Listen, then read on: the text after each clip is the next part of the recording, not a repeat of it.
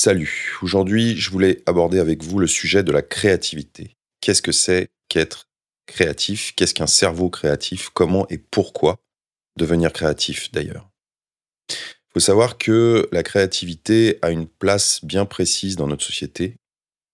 Elle est considérée, les gens créatifs, les métiers créatifs, ou les artistes, ou les compositeurs, les gens qui doivent créer quelque chose et qui peuvent vivre de leur art, sont considérés un petit peu comme des indigènes, entre guillemets. On va voir pourquoi. Je vais vous parler sans trop de structure, assez librement de mon expérience personnelle, de livres ou de personnes qui se sont intéressées au sujet. Alors, la créativité, tout d'abord, elle est porteuse de bonheur, on peut le dire. C'est quelque chose d'extrêmement gratifiant personnellement. Trouver des idées par soi-même, articuler des concepts. On a l'impression, en faisant ça, et d'ailleurs c'est un petit peu le cas, de ne pas suivre le troupeau. Il y a pas mal d'idées reçues concernant cette créativité. Elle n'est pas obligatoire pour apprendre le dessin correctement. Par exemple, si je prends l'exemple du dessin. Pour apprendre quelque chose, c'est un processus totalement différent. Et on n'a pas besoin d'être créatif pour apprendre quelque chose d'artistique. C'est même l'inverse. Ça n'est absolument pas lié à l'apprentissage. Il y a des moyens de travailler sa créativité. Heureusement, elle n'est pas due uniquement au hasard. Il existe des moyens de la déclencher que l'on va voir ensuite ensemble. Mais le processus d'apprentissage et le processus créatif, c'est deux choses radicalement différentes. Tout d'abord, il est rare de faire germer des idées en faisant. Ça peut paraître assez contre-intuitif, mais il y a très peu de rapports directs et de liens entre la créativité et la pratique. Les idées viennent rarement quand on les cherche. En général, il y a une période, ce qu'on appelle une période d'incubation, hein. Par exemple, j'ai remarqué que moi, personnellement, sur un plan personnel, c'était en marchant que me venaient les meilleures idées. Les bonnes idées ne sont pas forcément les plus originales et les plus innovantes, mais il y a des contextes pour les trouver. En fait, en réalité, une idée originale, ça existe très peu. Il y a très peu de choses qui sont 100% originales. En général, une idée est construite, une idée en appelle une autre et elle est construite euh, à partir d'autres concepts, d'autres idées assemblées, un peu comme un puzzle, si vous voulez. Mais les idées originales et innovantes sont plutôt celles, les bonnes idées, ce qu'on peut appeler une bonne idée, c'est plutôt celles qui nous paraissent innovantes, hein, qui sonnent comme innovantes et qui sont agréables. Agréables ou séduisantes, c'est-à-dire qu'il y a des choses qui vont très très bien fonctionner, des concepts qui vont très très bien fonctionner, et sans pour autant être très original. Une toile, par exemple, n'a pas besoin d'une originalité folle pour être très bonne, très jolie, très efficace. Aujourd'hui, nous sommes à l'heure de, on va dire, de l'échantillonnage, hein, du sample, de la récupération. Entre autres, c'est un concept qui a été, dès les années 60, ça a été conceptualisé par Andy Warhol, hein, qui faisait, en fait, qui utilisait la reproduction, hein, la gravure et la production en série pour créer quelque chose d'autre, à partir de gens célèbres qui existaient déjà, et à partir, il utilisait des méthodes de reproduction d'imprimerie, donc pour, eh bien, en faire des produits à grande échelle, produire à grande échelle. Donc c'est utiliser ce qui existe, le façonner, le combiner ou l'adapter pour en faire autre chose. C'est ce qui fait en fait c'est un terreau créatif et c'est ce qui fait les meilleures idées. On pourrait prendre une image simple, c'est l'image de la boule de neige. Plus vous allez la faire rouler, plus elle va grossir. Et on peut imaginer qu'elle est composée de dizaines et de centaines de petites boules de neige qui seraient des bribes d'idées ou des morceaux d'idées pour en faire une beaucoup plus importante et beaucoup plus ambitieuse. Un autre point amusant ou préoccupant, ça dépend de la manière dont vous le percevrez, c'est de voir à quel point la société est segmentée et nous segmente. Nous-mêmes, depuis l'école, on est habitués à avoir des étiquettes autour du cou. Si bien qu'après notre parcours de vie, nous avons ce réflexe presque naturel de coller des étiquettes aux gens et même à nous-mêmes sans même nous en rendre compte. Je vais vous donner un exemple simple que j'ai pu observer et que l'on peut tous observer si vous avez évolué dans le milieu du travail. C'est la manière dont est organisée une entreprise.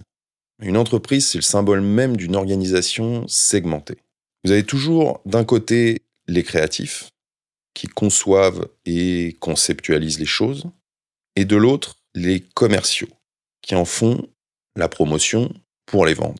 En gros, pour simplifier, ça revient à ça. Cette organisation et ce mode d'organisation est tellement ancré et nous paraît tellement naturel qu'il n'a jamais été remis en question pendant des années. Alors, très peu, c'est peut-être plus le cas maintenant à l'ère numérique, c'est-à-dire qu'on a des petites entreprises qui se montent et disons que l'organisation est moins importante. Et ça permet justement de mélanger plus les compétences.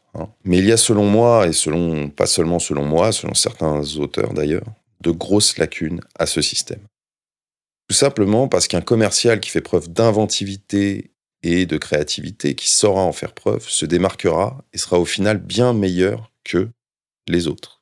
De même qu'un créatif, si on peut prendre un métier créatif, un graphiste ou quelqu'un qui travaille peut-être dans le domaine de la communication, qui doit trouver des slogans, chercher des slogans, quelqu'un qui doit écrire, concevoir un scénario ou créer des images sera bien meilleur s'il connaît et intègre mieux que les autres la logique et l'aboutissement commercial de son travail. Parce que finalement, en entreprise, c'est la finalité de son travail. On ne travaille pas pour rien, on travaille souvent pour des clients. Et la finalité, c'est de pouvoir vendre soit des produits, soit des idées à des clients. Et c'est ce que je vous disais, on s'aperçoit que plus l'entreprise est grosse, moins les différents pôles ou services qui la composent communiquent entre eux. Ça pose différents problèmes. Une suggestion, une remarque même sensée faite pour améliorer un point par quelqu'un d'extérieur au service concerné, justement, a de grandes chances de ne pas être pris en compte par la hiérarchie. Alors ce manque de communication horizontale, cette communication entre des services, a par le passé donné lieu à des incompréhensions, du travail fait pour rien, ou même des catastrophes dans de grosses sociétés, par exemple sur le plan de la sécurité. Il y a pas mal d'exemples en la matière. Du coup, pour en revenir à notre exemple de créativité, et la créativité sur un plan plus personnel, ce que j'ai pu remarquer, c'est que les gens qui sont d'un côté de la barrière ne s'imaginent pas et ne se croient pas capables d'être de l'autre côté. Et si aujourd'hui vous vous posez des questions sur vos capacités à créer et imaginer, c'est peut-être aussi votre cas. Il faut commencer par endosser le costume. C'est très important. C'est-à-dire s'imaginer soi-même être capable de faire quelque chose. Et en fait, le costume, ou la fonction, excusez-moi, vient avec le costume. C'est-à-dire qu'il faut déjà se mettre dans un contexte pour se dire, je vais être capable d'imaginer quelque chose et je suis capable d'imaginer quelque chose.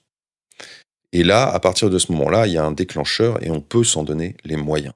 On nous demande de faire des choix de parcours dans les études et ensuite professionnellement, souvent très tôt, voire beaucoup trop tôt à mon sens. Et on intègre tellement ces choix qu'ils deviennent la réalité finalement. On n'imagine plus pouvoir être quelqu'un d'autre à un autre endroit. Ça rejoint ce que je vous disais précédemment. Alors qu'il y a 1000 scénarios possibles, et ce, à chaque instant de notre existence. Alors je vous dis pas de tout bazarder pour aller sur une île déserte et de quitter votre famille, c'est absolument pas ça. Mais il y a une multitude de choses possibles entre cet extrême. Tout ça pour dire que en fait, le mur qui existe entre logique, pragmatisme et créativité, c'est d'abord nous qui le construisons. Et la première qualité d'un créatif est d'envisager l'avenir comme de multiples possibilités. Donc, premier conseil, ne construisez jamais ce mur, ou si vous l'avez construit, c'est peut-être votre cas aujourd'hui, essayez de le passer, quoi. Ce qu'il faut savoir, et il y a pas mal d'études d'ailleurs qui ont été faites là-dessus, c'est que la créativité, comme beaucoup de choses, ça se travaille. Et on va voir comment dans un instant. C'est un muscle, et si on sait le travailler correctement, un muscle qui grossit. Peu importe d'où vous partez, quelles sont vos prédispositions mentales, c'est quelque chose qui est évolutif et que vous pouvez développer. Le fait de vouloir inventer nous pousse à le faire et petit à petit à le faire mieux. C'est en fait un cercle vertueux. Je vous en parle souvent, mais le jeu est une caractéristique importante de ce processus créatif. Un enfant joue avec des Legos, assemble, il construit, il dessine, il produit, il s'amuse à créer des choses. De même qu'adulte, on s'amuse avec des pensées, des idées, pourquoi pas des assemblages graphiques, des dessins, à construire autre chose. C'est presque, en fait, quelque chose, une émotion que l'on a envie de vivre si vous poursuivez ça en tant qu'adulte. Si vous avez ressenti ce bonheur-là ou cette satisfaction intense de jouer, c'est finalement assez addictif. Et plus vous allez le pratiquer, plus vous aurez envie de le pratiquer à nouveau. Donc c'est mon premier conseil, ne perdez jamais de vue le jeu. Alors comme ça se travaille, on va parler maintenant des techniques pour améliorer et faire grossir ce fameux muscle créatif. La première chose qui me paraît importante, c'est de savoir s'écouter. Je dirais même d'apprendre à vous observer. On a tous des fulgurances, c'est-à-dire des pensées qui nous traversent l'esprit très rapidement. Et ça peut être des images mentales, souvent associées à ce que l'on a pu vivre, ce que l'on a pu voir dans le passé. Souvent, ça donne, vous avez sûrement eu cette impression de n'avoir rien retenu d'un événement, d'un lieu ou d'un film. Et c'est amusant de voir comme toutes ces choses peuvent ressortir par bribes, même plusieurs jours après. Hein. On a une mémoire à court terme et une mémoire à long terme qui travaillent. Mais évidemment, vous avez pu le remarquer aussi, il y a des moments où on a l'impression d'avoir la tête vide. Ça nous arrive tous. Parce que on n'est pas dans les bonnes prédispositions mentales, on est fatigué, on est stressé, ou on est en train de digérer un repas copieux, par exemple. Il y a des gens qui sont meilleurs le matin, d'autres, ça va être le soir ou l'après-midi. Les moments où l'on trouve des idées, comme je vous l'avais dit, c'est rarement devant votre table de travail, votre chevalet, devant votre ordinateur. On a tous des pics d'énergie et d'éveil différents. Les lieux aussi sont importants. Un lieu, une situation, une habitude peut déclencher des idées. Il est très important que vous appreniez à les identifier le plus précisément possible. Si vous prenez votre douche quotidiennement et que vous avez vu qu'une idée vous venait, la douche est peut-être un déclencheur, comme un autre. C'est ça ce que je voulais dire par le fait de s'observer soi-même. Par exemple, j'ai remarqué que personnellement, le matin était la meilleure période pour moi, jusqu'à la mi-journée. Il y a plein de gens comme ça, mais il y a des gens qui fonctionnent autrement aussi. Que la marche à pied ou le fait de faire du rangement ou une tâche un peu automatique favorisait la venue d'idées. Quelque chose qui ne va pas être trop prenant intellectuellement est, en général, un bon terreau créatif. Donc la créativité, elle est liée à quelque chose qui est très important, c'est la connaissance. C'est le meilleur outil pour devenir créatif. Plus on en sait sur un sujet, mieux on peut le cerner, et ça nous donne beaucoup plus de cartes pour trouver des idées innovantes. Alors bien entendu, il y a l'effet inverse. Le novice et le débutant peut parfois se sentir moins bridé, plus libre sur le plan créatif, car il connaît moins les obstacles et les contraintes d'un sujet. Mais en général, la connaissance, c'est quand même l'outil du créatif, c'est-à-dire qu'il faut s'informer un maximum.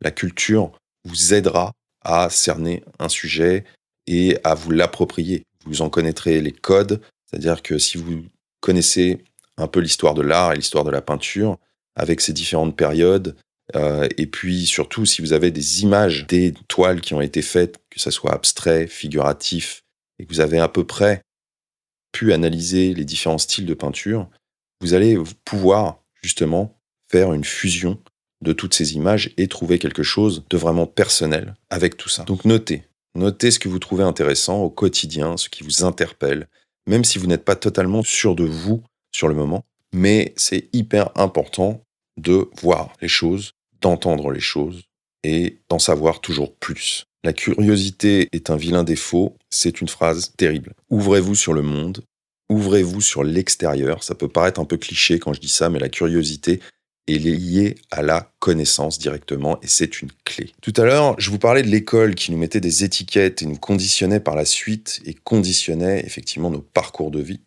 Mais ça va beaucoup plus loin que ça en réalité.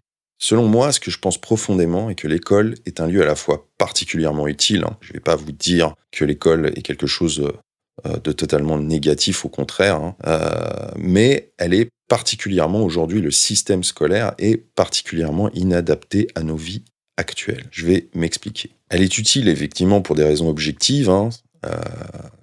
elle véhicule et transmet le savoir, mais selon moi, elle est inadaptée aux nouvelles formes de métiers, aux besoins d'innovation et de créativité dont nous avons de plus en plus besoin. Je ne vais pas rentrer dans les détails, mais de très nombreux métiers sont voués à disparaître dans un futur plus ou moins proche. Et ça, on le sait.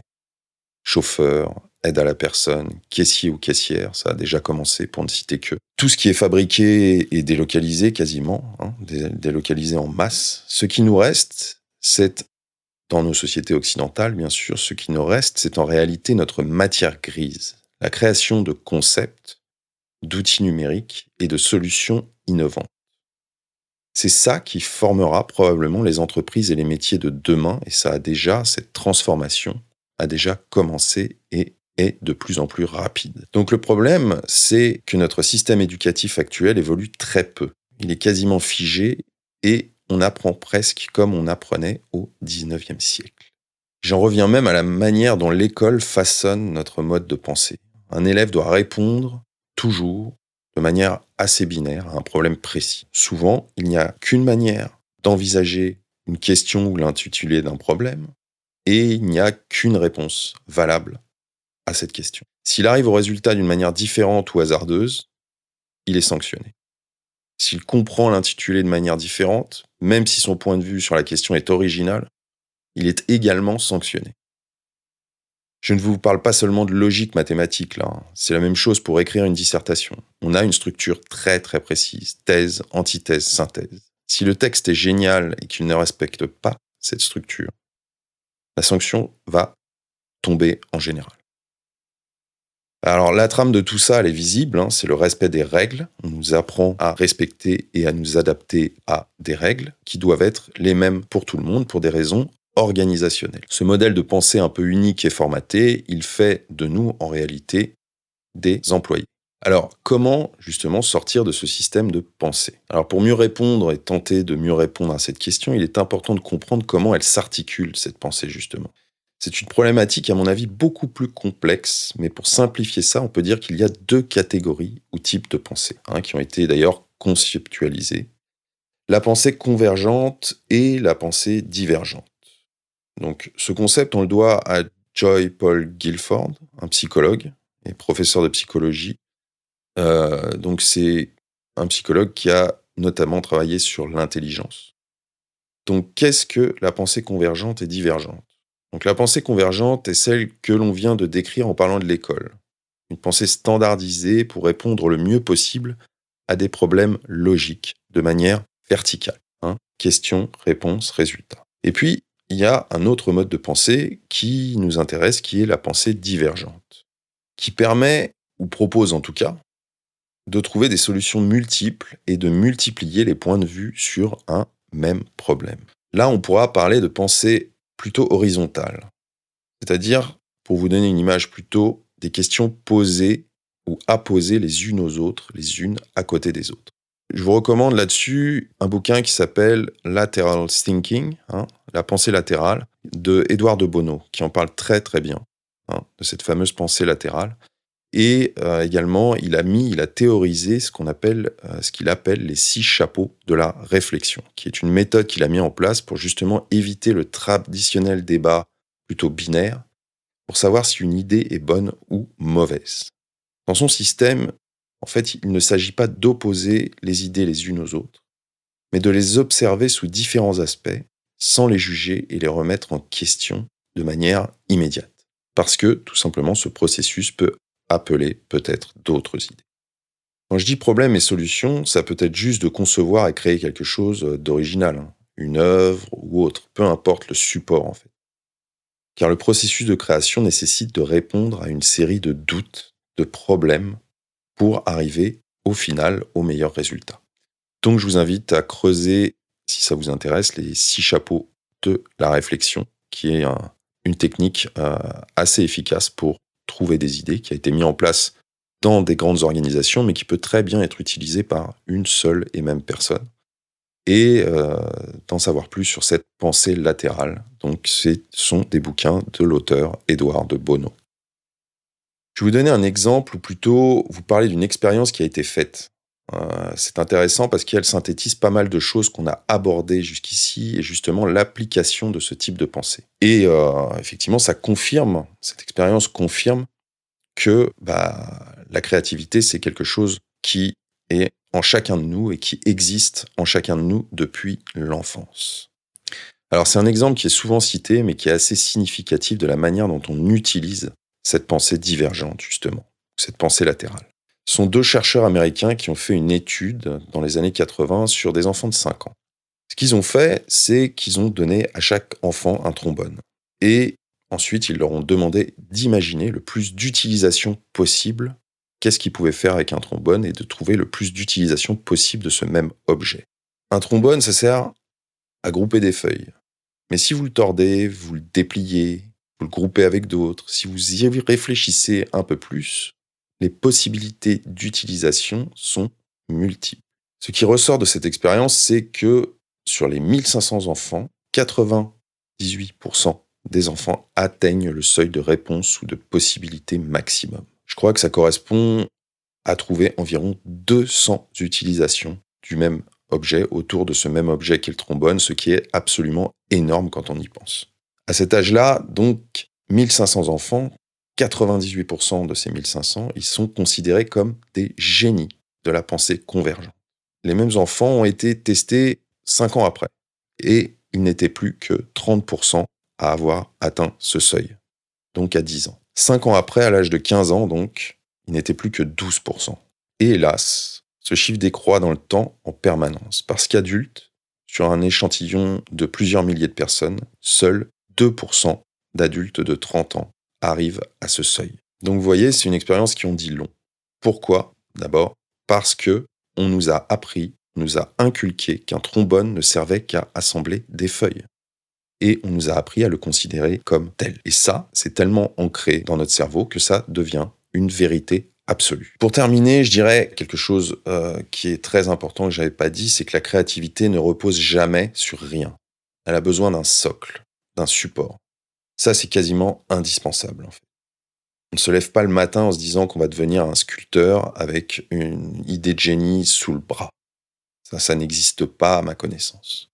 On a besoin d'un projet, on a besoin de connaissances, comme je vous le disais. Si vous voulez faire une sculpture hyper originale ou développer un logiciel innovant, il faut l'avoir décidé et projeté. Donc il vous faut une certaine connaissance en la matière, ou tout au moins en comprendre certains codes, mais c'est un projet en soi. On a besoin d'un projet pour prendre une direction et aller chercher des idées. Le projet en lui-même, il n'a pas besoin d'être gigantesque ou très innovant, mais il doit être là, absolument. Voilà, donc c'est à peu près tout ce que je voulais vous dire maintenant, en ce moment, sur la créativité. Il y aurait plein d'autres choses à dire, j'en ai conscience, mais dites-moi si cet épisode vous a intéressé en commentaire. Mettez un pouce bleu si vous êtes sur YouTube, abonnez-vous. Et si je dois poursuivre ces discussions un peu plus libres, si tout ça vous intéresse. Donc je vous dis à bientôt pour un prochain épisode